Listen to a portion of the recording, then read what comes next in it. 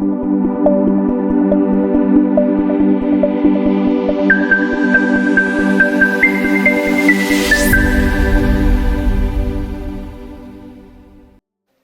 நல்லவர். ஹல்லேலூயா. கர்த்தர் நல்லவராகவே இருக்கிறார். ஆமென். அவரே டினை பண்ண மாட்டார். He will not deny himself. He is a faithful God. நாம் எவ்வளோ அன்ஃபெய்த்ஃபுல்லாக இருந்தால் கூட, எவ்வளோ ஃபெய்த்லெஸ்ஸாக இருந்தாலும் அவர் ஃபெய்த்ஃபுல் காட். அவர் உண்மையுள்ள தேவனாக இருக்கிறார். வார்த்தையை கேட்கும் பொழுது நாமளே தெளிவுபடுத்திக்கணும். ஆண்டவருடைய வார்த்தை நான் கேட்க போகிறேன். ஆண்டவர்கிட்ட கேட்குற, ஆண்டவரே இன்றைக்கு என் கூட என்ன பேச நீங்கள் விரும்புகிறீங்க ஆண்டவரே அப்படின்னு சொல்லி கேட்கும் பொழுது ஆண்டவர் நம்மோடு கூட பேசுவார். நம்ம ஜெபிக்கலாம். ஆண்டவரே எங்களோடு இந்த காலைவேளையில் பேசுங்க. அவருடைய ஆவியானவர் அவர் பேச விரும்புகிற, நினைப்பூட்ட விரும்புகிற காரியங்களை பேசுவேன். நம்ம ஜெபிக்க நீர் வெளிப்படும் இயேசுவின் நாமத்தில் பிதாவே. மத்தேயு 13ஆம் அதிகாரம் 44ஆம் வசனத்திலிருந்து 46ஆம் வசனம் வரை. What is the treasure you are seeking? நீங்கள் தேடிக்கொண்டிருக்கிற பொக்கிஷம் என்ன? ஆண்டவருடைய ராஜ்யத்தை குறித்து தான் ஆண்டவராக இயேசு கிறிஸ்து இந்த பூமியில் வாழ்ந்த நாட்களில் பேசினார். ஆண்டவருடைய ராஜ்யம் அப்படின்னு சொல்லி தான் the kingdom of God is at hand அப்படி தான் ஆண்டவர் வந்து ரெகுலராக எல்லா மெசேஜஸ்லையும் பேசினார். அப்போ ஆண்டவர் எதை போதித்தார் அப்படின்னா ஆண்டவருடைய ராஜ்யத்தை தான் போதிச்சார். பரலோகம் அப்படின்னு சொல்லி வரும்போது ஒரு ஜியோகிராஃபிக்கல் லொக்கேஷனில் ஆண்டவரை நம்ம வைக்கவே முடியாது. ஃபர்ஸ்ட் ஆஃப் ஆல் இடம் பொருள் ஏவல்னு சொல்லுவாங்க இல்லையா? அப்படின்னா டைம், ஸ்பேஸ், மேட்டர், இது மூன்றையும் படைத்தவர் ஆண்டவர். இந்த மூன்றுக்குள்ளேயும் ஆண்டவர் இல்லை. அப்போ ஆண்டவருடைய ராஜ்யம் சொல்வது ஒரு ஜியோகிராபிக்கல் லொகேஷன் இல்லாம அவர் வாசம் பண்ற இடம், அவர் ஆளுகை செய்கிற இடம். நம்முடைய வாழ்க்கை கூட ராஜ்யமா இருக்கிறதுக்கு வாய்ப்புகள் எப்போ அப்படின்னு சொன்னா, ஆண்டவர் நம்மை முற்றிலுமாய் ஆட்கொள்ளும் பொழுது நாம் ஆண்டவருடைய ராஜ்யமாய் மாறுகிறோம். எதை நாம அதிகமா மதிக்கிறோமோ அதை வந்து நம்ம சந்தோஷமா தேடி போகிறவங்களா இருக்கும் அப்படின்னு சொல்லி நமக்கு தெரியும். இந்த ஊமையை படிச்சுட்டு இருக்கும்போது 2 பேர் ஒரு பொக்கிஷத்தை தேடி போறவங்களை நம்ம பார்க்க முடியும். ஒருத்தருக்கு வந்து அவர் தேடி போகல, ஆனா அந்த பொக்கிஷம் அவர் கண்ணு கிடைச்சிருச்சு. ரெண்டாவது ஒருத்தர் தேடி போனாரு அப்படின்னு சொல்லி வசனத்துல சொல்லுது. இந்த உலகத்துல எப்பயுமே ராஜ்யத்தை அந்த ராஜ்யம் அப்படி சொல்லும்போது ஆண்டவருடைய காஸ்பல்னு சொல்லலாம். நாம அவரை பத்தி எதர்ச்சியா கேள்விப்பட்டவங்க நிறைய பேர் இருப்பீங்க. தேடி போயிருக்க மாட்டீங்க, ஆண்டவர் உங்களை தேடி வந்திருப்பாரு. அந்த ட்ரெஷர் உங்களையே தேடி வந்திருக்கும். அது ஒருத்தர். இன்னொருத்தர் வந்து அதை தேடி கடவுள் இருக்கிறாரா இல்லையா, கடவுள் எனக்காக என்ன வச்சிருக்காரு ஒரு கூட்டம் இருக்கு. இப்ப 2 கூட்டம் எங்கேயுமே இருக்கும். அந்த மாதிரி நீங்க தேடி போனீங்களோ இல்ல உங்களை தேடி ராஜ்யம் வந்ததோ, ஆனா அந்த ராஜ்யம் ட்ரெஷர் அப்படின்னு சொல்லி பைபிள்ல வசனம் சொல்லுது. தேவ ராஜ்யம் ஒரு பொக்கிஷம் மாதிரி. ஜிம் எலியட் அப்படின்னு சொல்ற ஒரு மிஷனரி 29வது வயசுல ஈக்வடர் என்ற பிளேஸ்ல மாட்டியாரா இறந்து போறாரு. Is a very young missionary. அப்பதான் ஜஸ்ட் நியூலி மேரிட். அவர் சொன்ன ஒரு வார்த்தை என்ன அப்படின்னா, he is no fool who gives what he cannot keep to gain what he cannot lose. அழிக்க முடியாததை பெறுவதற்காக தன்னால் காக்க முடியாததை தருகிறவன் முட்டாள் அல்ல. அப்படின்னா அழிக்க முடியாததை பெற்றுக்கொள்றதுக்காக தன்னால காக்க முடியாத விஷயம் இருக்குது இல்லையா, அதை வந்து இழக்கிறதுக்கு ரெடியா இருக்கனா இல்லையா, அவன் முட்டாள் கிடையாது அப்படின்னு சொல்லி. அப்போ அழிக்க முடியாத காரியம் எது அப்படின்னு சொன்னா ஆண்டவருடைய ராஜ்யத்தை. அந்த ராஜ்யம் ஒரு நாளும் அழிக்கப்படாது. அப்படிப்பட்ட ராஜ்யத்தை பெறுவதற்காக எவ்வளோ பணத்தை சேர்த்தாலும் அந்த பணத்தை நம்மளால காத்துக்கொள்ள முடியாது. எவ்வளோ புகழை நம்ம சேர்த்தாலும் அந்த புகழை நம்மளால பாதுகாத்துக்கொள்ள, எவ்வளோ உயரத்துக்கு போனாலும் திடீர்னு எப்போ விழுவோம் நமக்கு தெரியாது. இதை வந்து நம்மளால காக்கவே முடியாது. ஆனா இந்த காக்க முடியாத விஷயத்த என்றைக்குமே அழிக்கப்படாது இருக்கிற அந்த ராஜ்யத்திற்கு விட்டு கொடுக்குறான் இல்லையா, அவன் வந்து முட்டாள் இல்லை அப்படின்னு சொல்லி நிறைய விஷயங்களை தேடி ஓடி நம்ம ஓடுறோம், நிறைய விஷயங்களை தேடி போகிறோம். ஆண்டவருடைய ராஜ்யத்திற்கு நம்ம என்னெல்லாம் விடலாம், அவருடைய ராஜ்யம் கிடைக்கணும் எல்லாத்தையும் விட்டு இந்த ராஜ்யத்தை பெற்றுக்கொள்றவன் முட்டாள் கிடையாது அப்படின்னு சொல்லி சொல்றான். தேடும் பொழுதுதான் அவரை கண்டடைங்க. என்ன தேடுங்கள் கண்டடைவர்கள் ஆண்டவர் சொன்னார். Seek you shall find. அப்படின்னா தேடணும் அப்படின்னு சொல்லி மத்தேயு 6:33 seek first the kingdom of God and his righteousness. நானும் வாலிபன் என்ன பண்ணு, வாலிபன் இனிமேல் தான் கண்ணுக்கழகா கல்யாணம் முடிக்கணும், தேனிலவு போகணும், டூயட் பாடணும், இன்னும் உலகத்துல நிறைய விஷயங்கள் இருக்கு, அதெல்லாம் அனுபவிச்சாகணும். இவ்வளவும் ஆடி அடங்கின பிறகு ஆண்டவனை தேடணும். அதுதான் நியாயம் அப்படின்னு சொல்றாங்க. நிறைய விஷயங்களை தேடுறோம். முதலாவது ஆண்டவருடைய ராஜ்யத்தை தேடும் பொழுது நம்ம வேற எதுவுமே தேடுறதுக்கு அவசியமே இருக்காது. ஏன் அப்படின்னு சொன்னா நமக்கு அவசியமான எல்லா விஷயங்களும் ஆண்டவரோட ராஜ்யத்துக்கு கூட ஆண்டவர் என்ன செஞ்சிடும், நமக்கு கொடுத்துருவாரு. இந்த பொக்கிஷத்தை பார்த்த உடனே என்ன செஞ்சிட்டான் அப்படின்னு சொன்னா, அந்த பொக்கிஷத்தை வேற யாரும் பார்த்துடக்கூடாது, வேற யாரும் இந்த நிலத்தை வாங்கிடக்கூடாது அப்படின்னு சொல்லி அந்த பொக்கிஷம் இருக்கிற இடத்த தனக்கு உண்டான எல்லாவற்றையும், அவனுக்கு என்னெல்லாம் இருந்துச்சோ இது எல்லாத்தையும் வித்து தான் அந்த பொக்கிஷம் இருக்கிற இடத்த வாங்கினான் அப்படின்னு சொல்லி பார்க்குறோம். அப்போ ஆண்டவருடைய ராஜ்யத்தை எல்லாவற்றையும் விற்று வாங்குற அளவுக்கு அவருடைய ராஜ்யத்தை நாம மதிக்கிறோமா அப்படின்றது தான் கேள்விங்க. ஆண்டவருடைய ராஜ்யம் எவ்வளோ சாக்ரிஃபைஸ் பண்ண முடியும் அப்படின்ற விஷயத்தை குறித்து தான் ஆண்டவர் இங்கே சொல்றதை நம்ம பார்க்க முடியும். What you believe determines where you go in life. நீ எதை நம்புறியோ, எதை விசுவாசிக்கிறியோ, அதுதான் நீ எங்கே போவேன் அப்படின்ற தீர்மானத்தை எடுக்கிறவன்றா இருக்கிறது. நம்ம என்னத்தை விசுவாசிக்கிறோமோ, என்னத்தை நம்புகிறோமோ, அதுதான் நம்மளுடைய போகிற அந்த டெஸ்டினேஷனை தீர்மானிக்கிற ஒன்றா இருக்கிறது. யாரோ ஒருத்தர் சொன்னாங்க, பணம் தான் என் வாழ்க்கை, பணம் பத்தும் செய்யும் சொல்றாங்க இல்லையா. பணம் எத்தனை செஞ்சுட்டு போட்டோம், ஆனால் பணம் தான் வாழ்க்கை இல்லை. பணக்காரெல்லாம் சந்தோஷமா இருக்கணும்னு நினைச்சான் அப்படின்னு சொன்னானாக்க, பணக்காரன் நிறைய விஷயங்கள்ல காசு போடுறான். ஏன்னா அந்த பணம் அவனுக்கு திருப்தி கொடுக்கல. அந்த பணத்தை வேற எங்கெங்கேயோ போடுறான், எவ்வளோ சுகத்தை அனுபவிக்கிறதுக்காக போடுறான். அந்த பணம், அந்த சுகம், அவங்க நினைக்கிற அந்த சமாதானம் நிம்மதியை கொடுக்காது. இந்த ஆண்டவராகிய இயேசு கிறிஸ்து மட்டும்தான் நமக்கு நிம்மதியை கொடுக்க முடியும். அதனால நம்ம என்னத்தை விசுவாசிக்கிறோமோ, நம்ம வாழ்க்கையில எதற்கு முக்கியத்துவம் கொடுக்கோமோ, அதுதான் நம்மளுடைய டெஸ்டினி, நம்மளுடைய டெஸ்டினேஷனை தீர்மானிக்கிற ஒன்றா இருக்கிறது. ஆண்டவரை நம்புறோம், ஆண்டவர் தான் உண்மையான தெய்வம் தெரியும், அவர் மேல விசுவாசம் உண்டு. ஆனாலும் அவரை தேடி போகிற அளவுக்கு அவர் மேல நம்பிக்கையோ, அவர் மேல விசுவாசமோ, அவர் மேல நாட்டமோ நமக்கு இல்லை. நிறைய டைம்ல நம்ம எவ்வளோ நல்ல விஷயங்களை செய்கிறோம், ஆண்டவருக்காக செய்யணும்னு நினைக்கிறோம்.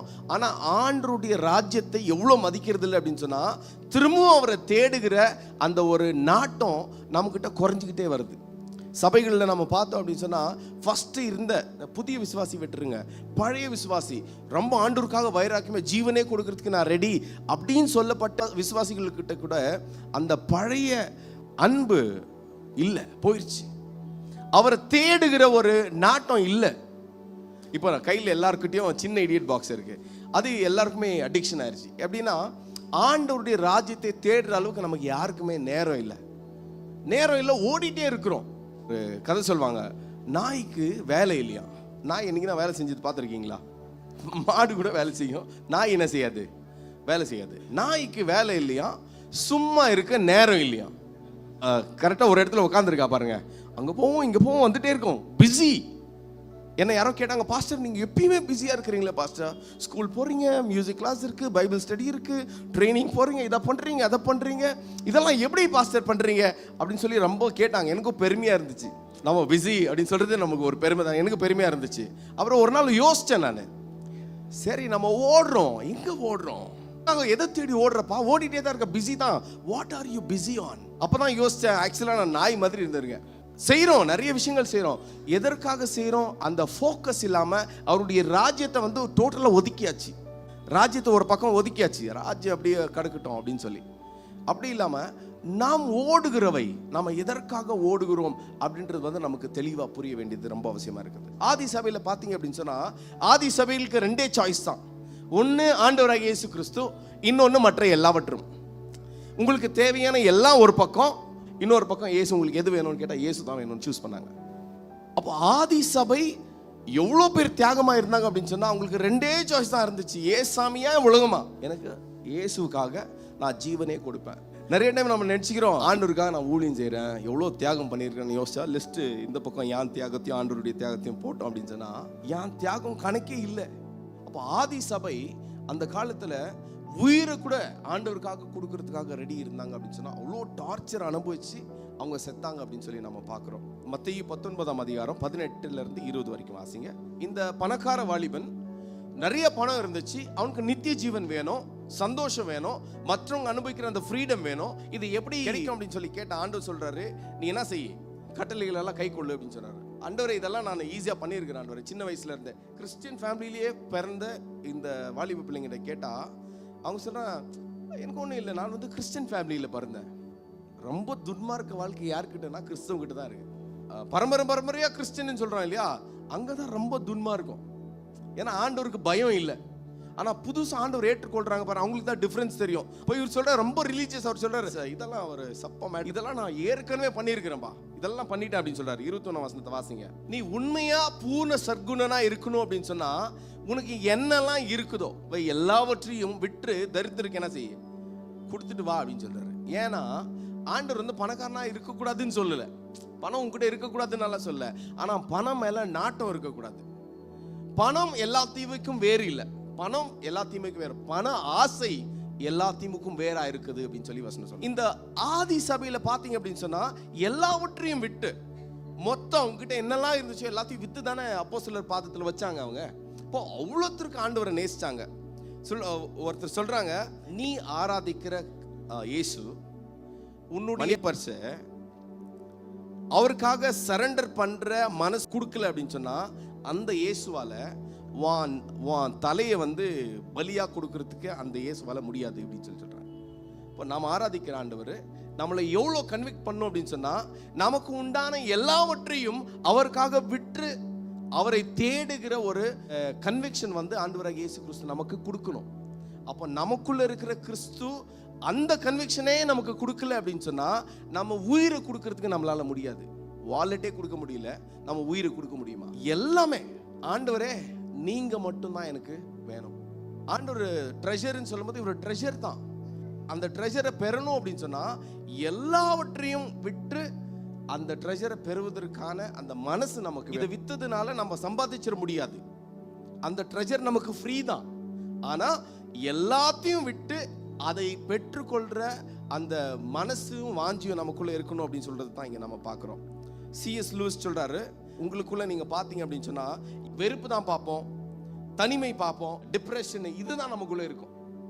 ஆனா என்னைக்கு ஆண்டவரை நம்ம பார்க்கிறோமோ அப்பதான் நம்மளுக்கு உண்மையான சமாதானம், சந்தோஷம், உண்மையான அந்த பர்பஸ் நமக்குள்ள கிடைக்கும். ஜான் பைப்பர் சொல்லுங்க, ஆண்டவர் நமக்குள்ள எப்போ மகிமைப்படுறாரு அப்படின்னு சொன்னா நாம அவருக்குள்ள என்றைக்கு திருப்தியா இருக்கிறோமோ அன்னைக்கு தான் அவர் முழுசா மகிமைப்படுறாரு.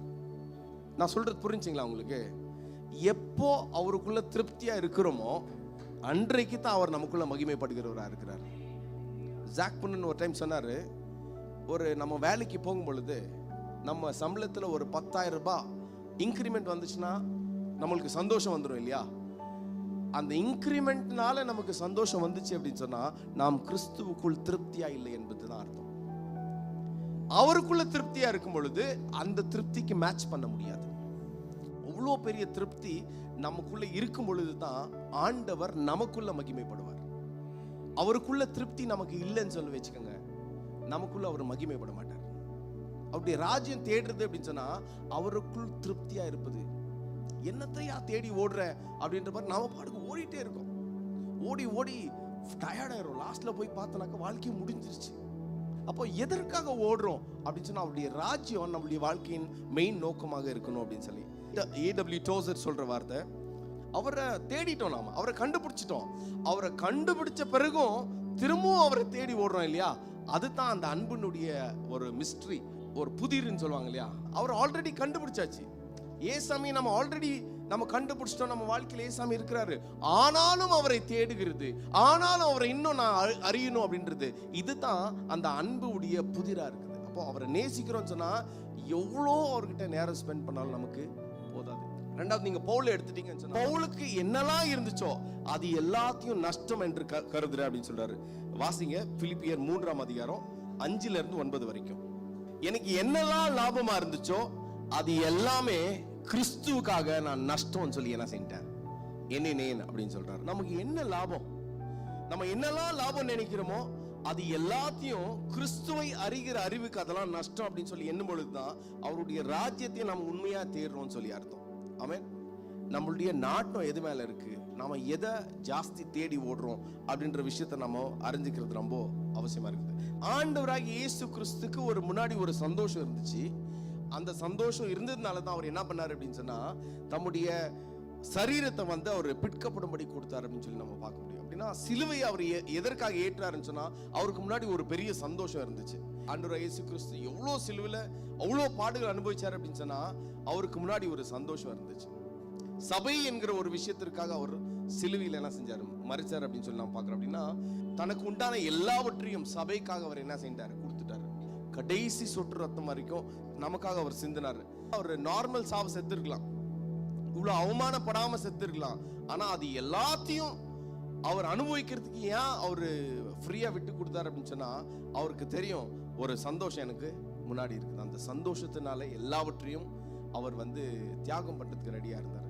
இப்போ நம்ம வாழ்க்கையில அவருடைய ராஜ்யத்திற்காக நம்ம விட்டு கொடுக்கறதுக்கு என்ன விஷயம் இருக்குது? சைனால பிரதர் யூன் அப்படின்றது ஒரு நபர், அவர் வந்து ஹெவன்லி மேன் சொல்றாங்க. 1997ல அவர் வந்து நிறைய டைம் அவரை ஜெயிலில் அடைச்சிட்டாங்க, நிறைய டைம் ஜெயிலில் போட்டிருக்கிறாங்க. அவங்க அம்மா வந்து இவர் சின்ன வயசுல இருக்கும்போது அவங்க அம்மா வந்து ஆண்டவரை ஏற்றுக்கொள்றாங்க. அண்டர் கிரவுண்ட் சர்ச்சில் வந்து அவங்க லீடராக இருக்காங்க, பாஸ்டராக இருக்காங்க. ஸோ அந்த குடும்பத்தில் வந்து தான் இந்த பிரதர் யூன்ன்ற அந்த மனுஷன் ஆண்டவருக்காக அவ்வளோ துன்பங்களை, ஃப்ரீடம் டு வர்ஷிப் எல்லாம் இல்லை அவங்களுக்கு. அவங்க மறைஞ்சு ஆராதனை பண்ணுறாங்க. அந்த மாதிரி ஆராதனை பண்ணுற வேலையில் எவ்வளோ டைம் அவரை ஜெயிலில் அனுப்பியிருக்காங்க. ஒரு டைம் வந்து ஒரு மிராக்குலஸ் எஸ்கேப் வந்து ஜெயிலேருந்து ஆகுது. 1997ல் அவரை அரெஸ்ட் பண்ணி வச்சிருக்கிறாங்க, கை காலெல்லாம் கட்டி போட்டிருக்கிறாங்க, கால் ஒடிச்சிட்டாங்களாம். அவரால் எழுந்துச்சு நிற்க முடியாது. ஆனால் திடீர்னு ஒரு நைட்டு ஒரு குரல் கேட்டுச்சான், எழுந்திரிச்சு நட அப்படின்னு சொல்லி. சத்தம் கேட்டு இவருக்கு ரொம்ப கன்ஃபியூஸ் ஆயிடுச்சு, என்ன இது எழுந்திரிச்சு நடன்னு சொல்லுது அப்படின்னு சொல்லிட்டு அவர் டக்குன்னு எழுந்துச்சு நடந்துட்டாரு. வழி இல்லை, ஒன்றும் இல்லை. பால் லைஃப்ல நம்ம பார்த்த மாதிரியே எழுந்துச்சு நடக்கிறாரு. 3 இரும்பு கேட் அவர் தாண்டி வராரு. இவர் போறாராம், கேட் ஆட்டோமேட்டிக்கா ஓபன் ஆகுதான், வெளியில வராரு. 1997ல நடந்தது. ஆனா யாருமே இவரை பார்க்கலையா, nobody saw him. அவர் வெளியே வந்துட்டார். வெளியே வந்தா டாக்ஸி இருந்துச்சா, டாக்ஸில உட்கார்றாரு, நேரா கொண்டு போயிடுறாங்க. அவ்வளோ மிராக்குலஸ் எஸ்கேப். அவர் சொல்றாரு லாஸ்டா, என்கிட்ட வீடு இல்ல, என்கிட்ட கார் இல்ல, என்கிட்ட பணம் இல்ல, என்கிட்ட எதுவுமே இல்ல, என்கிட்ட ஏசாமி இருக்கிறாரு, அது போதும் எனக்கு. I don't have anything but I have Christ and that is enough. அதுதான் அந்த திருப்தி. அவரை தேடுவேன், நானு அவரை கண்டுபிடிச்சிட்டேன், ஆனாலும் அவரை தேடுவேன். அந்த நாட்டம் தான் ஆண்டவர் நம்மகிட்ட எதிர்பார்க்கிறார். என் வாழ்க்கையில ஒரு ராஜ்யம் போதும், அவருக்குள்ள இருக்கிற அந்த திருப்தி தான் அவருடைய நாமத்தை நமக்குள்ள மகிமைப்பட வைக்கும். அவர் நமக்குள்ள மகிமைப்படுகிறவரா இருக்குவார். அந்த திருப்தி நமக்குள்ள இருக்குதா அப்படின்னு சொல்லி ஆண்டவர் கேட்கிறார் நம்ம கிட்ட. நீங்க இருந்தா மட்டும் போதும் ஆண்டவரே, நிறைய நீர் மாத்திரம் போதும். Most often we are singing Christians. நாம வந்து பாடுகிற கிறிஸ்தவர்களா இருக்கிறோம். நிறைய டைம் ஒரே வருஷம் தான் நிறைய பாடுவோம், நீங்க தான் ஆண்டவரே எங்களுக்கு எல்லாம் பாடுவோம். Most often we are singing Christians. ஆண்டவர் உங்க வாழ்க்கையில எவ்வளவு பெரிய பொக்கிஷம் அப்படின்னு சொல்றத நீங்க கண்டுபிடிக்கணும்னு நினைச்சீங்க அப்படின்னு சொன்னா வேற யாருக்கும் இல்ல, உங்களுக்கு. உங்க டிரான்சாக்ஷன், போன்பே, கூகுள் பே, உங்களுடைய அக்கவுண்ட் டிரான்சாக்ஷன், செக் புக், அதை பாருங்க. உங்க கேலண்டர் இந்த மாசம் ஃபுல்லா எப்படி நீங்க ஸ்பெண்ட் பண்ணிருக்கீங்க அப்படின்றது பாருங்க. ஆண்டவர் உங்க வாழ்க்கையில எவ்வளவு இம்பார்ட்டன்ட் அப்படின்னு சொல்லி உங்களுக்கு தெரியும். நீங்க மாத்திரம் போதும் ஆண்டவரே அப்படின்னு சொல்ற வாழ்க்கை. What is your treasure? ஆண்டவர் எப்பயுமே சொல்லுவாங்க, somebody said, ஆண்டவர் என்னைக்குமே ஃபர்ஸ்ட் வைக்க கூடாது. முதல்ல ஒன்னு வச்சுட்டோம், நான் ஆண்டவர் மேல வச்சுட்டோம் அப்படின்னு சொன்னா லிஸ்ட்ல நிறைய இருக்கும், 20-30 இருக்கும். அந்த 30வதுக்கும் ஃபர்ஸ்ட்டுக்கும் கனெக்ஷனே இருக்காது. அதனால நம்ம வாழ்க்கையில நடுவுல கிறிஸ்து தான் இருக்கணும். நம்ம குடும்பம், நம்மளுடைய சபை, நம்மளுடைய பிசினஸ், நம்மளுடைய வேலை, நம்மளுடைய ஃப்ரெண்ட்ஸ், நம்மளுடைய ரிலேஷன்ஷிப், நம்மளுடைய சொந்தம், எல்லாத்துலயுமே இது எல்லாத்துலயும் சென்ட்ரல் பார்ட் ஆண்டவராகிய இயேசு கிறிஸ்து இருக்கும் பொழுதுதான் எல்லாத்துலயும் கிறிஸ்துவின் வாசனை வீசும். நீங்க மாத்திரம் போதும் ஆண்டவரே, பணம் எல்லாம் வேண்டாம் அப்படின்னு சொல்ல. அவர் சொல்றாரு, நீதியை தேடுப்பா. நீதி தேடும் பொழுது என்னெல்லாம் உனக்கு வேணுமோ, சாப்பிட்றதுக்கு என்ன, உடுத்துறதுக்கு என்ன, இது எல்லாவற்றையும் நான் கொடுக்குறேன் அப்படின்னு சொல்லிட்டாரு. அப்போ அவருக்குள்ள திருப்தியா இருந்து அவருடைய நாமத்தை மகிமைப்படுத்துகிற வாழ்க்கை நம்முடைய வாழ்க்கையில காணப்படட்டும். ஆண்டவரை தேடுவோம், ஆண்டவருக்குள்ள திருப்தியா இருக்குவோம், அவர் நம்முடைய வாழ்க்கையில அவர் மகிமைப்படட்டும். கர்த்தர் உங்களை ஆசீர்வதிப்பார்.